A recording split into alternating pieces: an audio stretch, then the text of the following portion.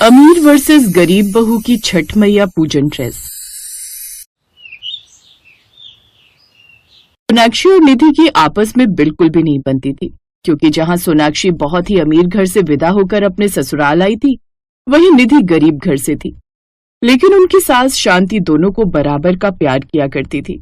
ऐसे ही एक दिन शांति ने उन दोनों को अपने पास बुलाया और कहा, तुम दोनों बहुओं को पता है ना कि कुछ दिनों में छठ मैया का त्योहार आने वाला है, तो उसकी सारी तैयारी अच्छे से कर लेना। माँ जी, आप बिल्कुल भी परेशान मत होइए। मैंने सारा राशन जमा कर लिया है और पूजा का सामान भी मंगवा लिया है और पकवान बनाने की भी सारी तैयारी कर ली है।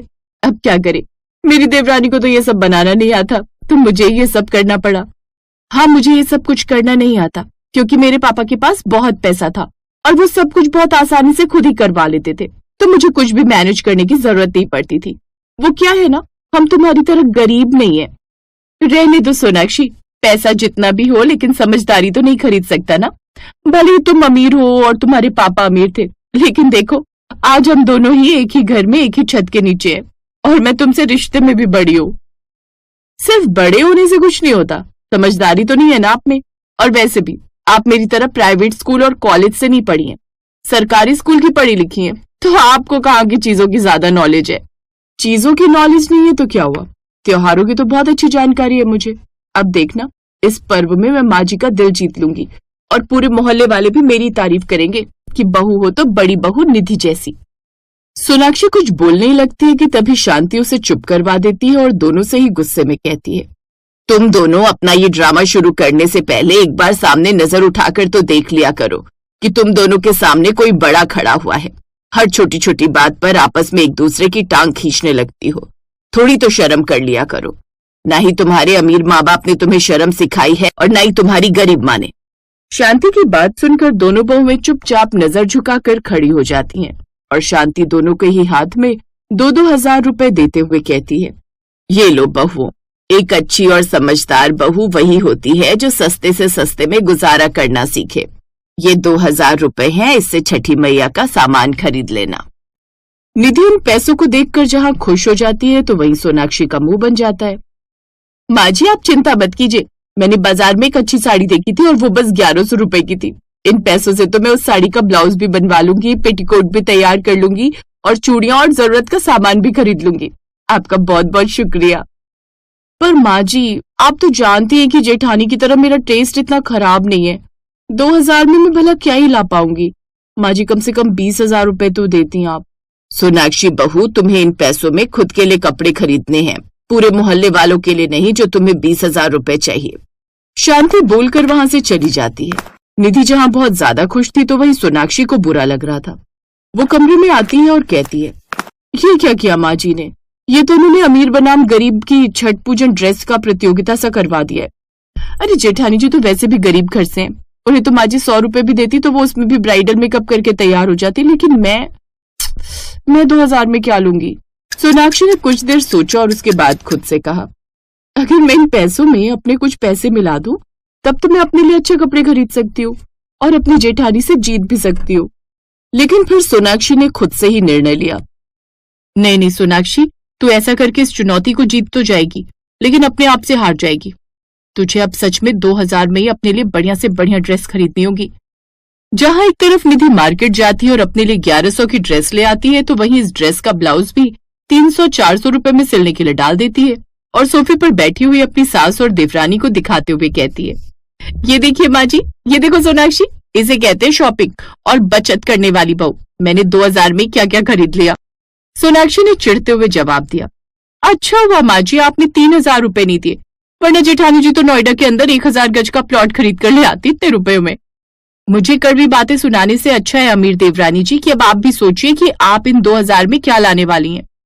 हाँ बहू, सोनाक्षी तूने भी अपने लिए कुछ सोचा है या नहीं? छठ के त्योहार में तू क्या पहनने वाली है? तुम दोनों बहुएं तो अभी छठ नहीं रखती हो, सिर्फ मैं ये व्रत रखती हूँ, लेकिन मैं चाहती हूँ कि आस पड़ोस वाले नाते रिश्तेदार जब तुम दोनों को देखें तो तुम्हारी तारीफ करते हुए ना थके। मैंने अभी तो कुछ नहीं सोचा है, लेकिन आप चिंता मत कीजिए, मैं जल्दी कोई फैसला लेकर कुछ अच्छा सा खरीद लूंगी छठ त्योहार में पहनने के लिए। आप इतनी चिंता मत कीजिए, मैं आपकी इज्जत खराब नहीं होने दूंगी। अच्छा है बहू, मुझे तुम दोनों से यही उम्मीद है कि भले ही तुम दोनों के पैसों में बहुत फर्क हो, तुम दोनों के स्टेटस में बहुत फर्क हो, लेकिन तुम दोनों ही समझदार हो कि घर को भली भांति चला सकती हो। ऐसे ही अब शांति छठ का व्रत रखती है और उसकी दोनों बहुएं उसका और घर का अच्छे से ख्याल रखती हैं। 3 दिन के अंदर शांति को बहुत ज्यादा कमजोरी हो जाती है, लेकिन फिर भी उसके अंदर एक जोश भरा हुआ था, क्योंकि वो सच्चे दिल से हमेशा छठ मैया का व्रत रखा करती थी। ऐसे ही अब त्योहार का दिन आता है जहाँ पर निधि अपनी सुंदर सी साड़ी पहनकर आती है, तो उसकी पड़ोसन कहती है, अरे शांति, तेरी निधि बहू तो बहुत ज्यादा सुंदर लग रही है। ये तो वही साड़ी है ना जो उस बड़ी सी दुकान में 1100 की मिल रही थी। बहुत सुंदर लग रही है तुझ पर। धन्यवाद आंटी, मुझे बहुत खुशी है कि आपको ये साड़ी पसंद आई। थोड़ी देर में मेरी देवरानी भी आ रही है, पता नहीं उन्होंने क्या खरीदा है, क्योंकि न ही मैंने उन्हें बाहर शॉपिंग करते जाते देखा और न ही कोई सामान बाहर से ऑनलाइन घर में मंगाते। हाँ शांति, तेरी छोटी बहू नजर नहीं आ रही, वो तो बहुत अमीर है, उसने तो जरूर कुछ महंगा ही लिया होगा पहनने के लिए। नहीं आंटी जी, मेरी माँ जी ने हम दोनों को एक काम दिया था कि 2000 में हमें खुद को सजाना है और हम अच्छी लगनी चाहिए। देखते हैं अब मेरी अमीर देवरानी इस बात पर कैसे खरी उतरती है। तभी सोनाक्षी एक बैंगनी कलर का लहंगा पहनकर आती है, जो कि बहुत भरा हुआ था और बहुत ज्यादा सुंदर लग रहा था। उसे देखकर पड़ोसन तो उसे देखती रह जाती है और निधि का भी मुंह खुला का खुला रह जाता है। हाय दैया, लगता है सोनाक्षी ने हार मानकर अपने पापा से कुछ महंगा मंगा लिया होगा, क्योंकि ये तो 2000 का नहीं हो सकता। सोनाक्षी अगर इस प्रतियोगिता में भाग नहीं ले सकती थी तो मना कर देती। इस तरह इतना महंगा लहंगा पहनकर अपने आप को हारा हुआ घोषित करने की क्या जरूरत थी। हर कोई शांति की बहू सोनाक्षी को सुनाया जा रहा था, लेकिन शांति चुप खड़ी थी और शांति ने कहा, सोनाक्षी बहू, ये तो तेरी शादी का लहंगा है ना, पर ये लाल रंग का था, अब ये बैगनी है। आपने हमें ये बोला था कि हम सुंदर लगने चाहिए और आपने 2000 का बजट दिया था। मैंने 100 रुपए में ये लहंगा बैगनी कलर का रंगवा लिया। वैसे भी शादी का लहंगा पड़े पड़े बेकार ही हो रहा था, और रही बचे हुए पैसों की बात, तो उससे मैंने गरीब बच्चों के लिए ठेकुए बनवाए ताकि वो भी इस त्योहार का आनंद ले सके। ये बात सुनकर पड़ोसन जहाँ चुप हो जाती है तो वहीं निधि का सिर शर्म से झुक जाता है। सोनाक्षी की अमीर होते हुए भी इतनी अच्छी सोच देखकर अब निधि को भी एहसास होता है और वो कहती है, माफ कर देना सोनाक्षी, तुमसे बड़ी हूँ मैं रिश्ते में भी और उम्र में भी, लेकिन फिर भी गरीब होने पर खुद को इतना नीचे महसूस करती थी कि तुम्हें हमेशा झुकाने की कोशिश करती थी। लेकिन आज तुमने बता दिया कि अमीरी या गरीबी से कोई फर्क नहीं पड़ता, समझदारी और सोच से होता है। सोनाक्षी बहू, मुझे गर्व है तुझ पर। तू चाहती तो थोड़े बहुत पैसे मिलाकर इस प्रतियोगिता को जीत सकती थी, लेकिन तूने अगर कुछ जीता है तो वो है हम लोगों का दिल। सोनाक्षी भी सभी लोगों से प्यार से मिलती है और इस तरह शांति का छठ का व्रत भी पूरा होता है।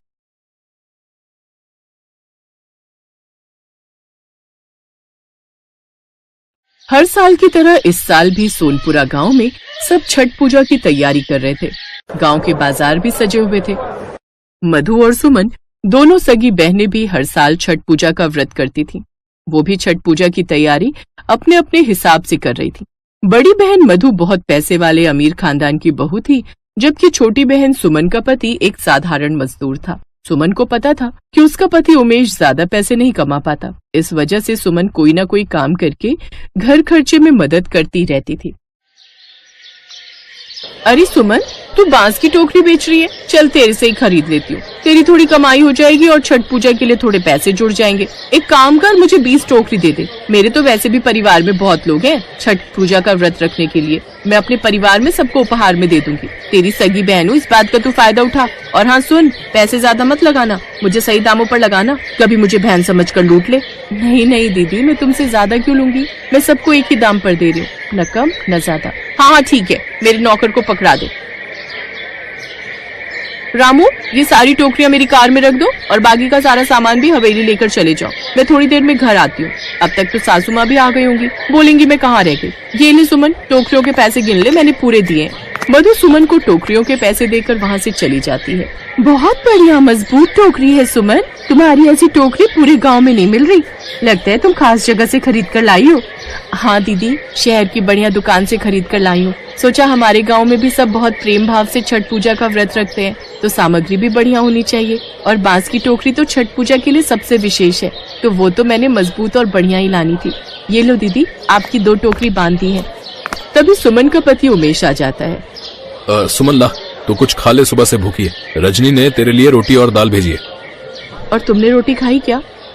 हाँ, मैंने खा ली। रजनी ने खासकर बोला है कि भाभी को भूखा मत रखना। मैं जानती हूँ, मेरी ननद रजनी मुझे बहुत प्यार करती है। मैं तो छठ मैया से यही प्रार्थना करती हूँ कि अगली छठ पूजा तक रजनी का भी ब्याह हो जाए। सुमन खाना खाने बैठी ही थी कि तभी उसकी बड़ी बहन मधु गुस्से में उसके पास आती है। ये ले पकड़ अपनी सारी टोकरियाँ, एक भी टोकरी मजबूत नहीं है, सारी टोकरियाँ टूटी हुई हैं। तूने ये जानबूझकर किया ना ताकि मेरा छठ पूजा का व्रत खंडित हो जाए। तूने मुझे टूटी हुई टोकरियाँ दी हैं, मेरे सारे पैसे वापस कर। मैंने तो अपनी बहन समझकर तेरे ऊपर तरस खाया था कि तेरी थोड़ी बिक्री हो जाएगी, पर तूने तो मुझे ही ठग लिया। सुमन तू रोटी खा, मैं बात करता हूँ। मधु दीदी, ये क्या तरीका है बात करने का, बताओ। मधु दीदी, मैंने आपको कोई टूटी हुई टोकरी नहीं दी। आप देख लो, यहाँ पर जितनी भी टोकरियाँ रखी है सब सही है, कोई भी टूटी हुई नहीं है। मेरे पास अभी तक कोई भी ग्राहक शिकायत लेकर नहीं आया। तो क्या मैं झूठ बोल रही हूँ? मुझे कुछ नहीं पता, मेरे सारे पैसे वापस कर और अपनी ये टोकरियाँ अपने पास रख। मैं बाजार की किसी और दुकान से खरीद लूंगी। अरे तो एक टूटती ना, सारी थोड़ी टूटी होंगी। एक भी टूटी हुई नहीं थी, मैंने मधु दीदी को सही टोकरियां दी थी। मुझे लगता है तू ऐसे नहीं मानेगी, मुझे आसपास के लोगों को इकट्ठा करना ही होगा। अरे देखो भाई, देखो कैसे चोर दुकानदार हैं, टूटी हुई टोकरियां देकर पैसे कमा लेते हैं। कोई भी इनसे टोकरी मत खरीदना। मधु दीदी, आप इतना शोर क्यों मचा रही हो? ये आपके पैसे और आप ये टोकरियां यहीं छोड़ जाओ, और भगवान के लिए इतना शोर यहाँ मचाकर मेरी दुकानदारी खराब मत करो। इस दुकान के सामान पर मेरा बहुत पैसा लगा हुआ है। आपकी इन सब हरकतों से मेरे सारे ग्राहक टूट जाएंगे। हाँ, ठीक है, मैं भी नहीं चाहती कि मेरी छोटी बहन की दुकानदारी खराब हो। मधु ने बहुत बदतमीजी दिखाई और अपने पैसे लेकर वहाँ से चली गई। सुमन की 20 टोकरियां टूट गई। इस वजह से उसको बहुत नुकसान हुआ, पर वो अभी तक समझ नहीं पा रही थी कि सारी टोकरियां टूट कैसे सकती हैं। उस दिन सुमन का मन बहुत खराब होता है। छठ पूजा का दिन आता है। सुमन ने टोकरियां बेचकर जो पैसे कमाए थे, उनसे वो छठ पूजा का सामान खरीद लेती है। सुमन ने सच्चे भाव से छठी मैया को याद करके अपने छठ पूजा के व्रत को प्रारंभ किया। ऐसे ही अगली शाम जब सुमन सूर्य देव को नदी किनारे अर्घ्य देने पहुंची, तो उसके मायके की तरफ से माँ भी वहाँ आई हुई थी। सुमन बिटिया, एक बार मधु का हालचाल पूछ लेना, उसकी तबीयत ठीक नहीं है। आज भी पूजा करके जल्दी चली गई। मुझे मिली थी, मैंने तो कहा था कि मैं कुछ बना चाहती हूँ, पर उसने कहा कि नौकर चाकर हैं तो वो मदद कर देते हैं, पर माँ हूँ ना, मन नहीं मानता। मैं मधु को मिलने जा ही रही थी, तुम साथ चलोगी? मैं क्या साथ चलूँ माँ? मधु दीदी को तो आप जानती हो, मैंने आपको बताया था उन्होंने बीच में मेरे साथ कैसा बर्ताव किया। मेरा मन नहीं है। चल ठीक है, तेरी मर्जी। सुमन भाभी घर चले। सुमन की माँ थोड़ा सा आगे ही बढ़ी थी कि तभी कुछ सोचकर उसने आवाज लगाई। माँ रुको। रजनी, एक काम कर, तू ये सामान लेकर घर पहुँच। मैं माँ के साथ मधु दीदी के घर जा रही हूँ। तेरे भैया बच्चों को घुमाने ले गए तो उन्हें बता देना। ठीक है भाभी, आप ध्यान से जाना। सुमन का मन नहीं था, पर मधु उसकी सगी बहन थी, इसलिए ऐसे समय में वो सब कुछ भूलकर अपनी माँ के साथ मधु के घर जाती है। मधु बिस्तर पर लेटी थी, उसकी तबीयत बहुत ज्यादा खराब हो रही थी। माँ और बहन को देखकर मधु में हिम्मत आ गई। दामाद जी से कहकर हमें बुला लेती, हम आकर प्रसाद बना जाते। तूने बुलाए ही नहीं, मुझे लगा तेरी सास आ गई होगी तो वो तेरी मदद कर देंगी। माँ वो आ नहीं पाई, उनके घुटनों में बहुत दर्द था। वो जेठानी जी के साथ ही छठ पूजा का व्रत रख रही हैं। अब दूसरे गांव से आने में 2 घंटे लग जाते हैं। मैंने भी कहा रहने दो, पर मेरे घर जो खाना बनाती है वो भी छुट्टी पर चली गई। उसकी रिश्तेदारी में कोई बीमार हो गया था। अब काम के समय सब छुट्टी ले लेते हैं। मुझे लगा मैं कर लूंगी, पर शाम से ही बहुत सिर में दर्द है, चक्कर आ रहे हैं। कल के लिए प्रसाद भी नहीं बनाया। मधु दीदी, मैं प्रसाद बना देती हूँ, तुम आराम करो। बस कल सुबह छठी मैया के आशीर्वाद से हमारा व्रत संपूर्ण हो जाएगा। एक काम करो, मैं छठी मैया के थोड़े भजन लगा देती हूँ, तुम वो सुनो, तुम्हें अच्छा लगेगा।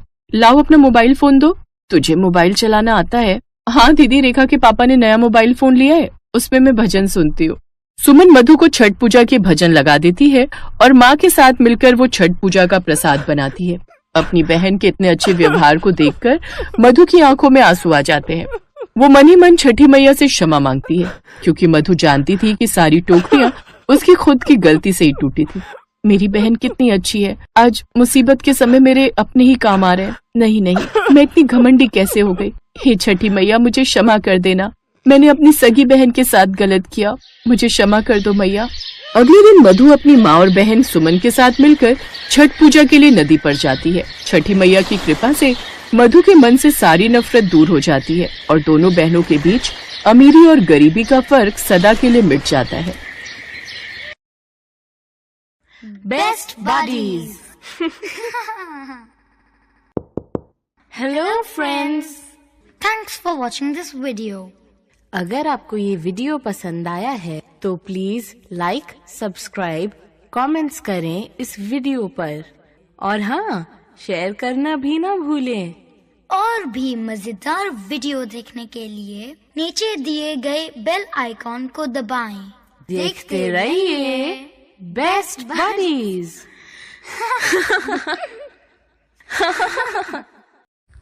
तो हेलो दोस्त मने कैसे नहा तो मने आज मैं एगो मोर संग के कहलो कि तोय जानवर है किस कह दिलो तो खिंचाई गेलक पूरा मोर से भड़क गेलक। जब वह बात के मैं के 5-10 मिनट बाद में मैं कहलो कि पूरा शेर लेके दिशा कह दिलो हल तो पूरा खुश हो गेलक। वो बकचोदा के पते नहीं रहे कि शेर भी एगो जानवर है कहते के।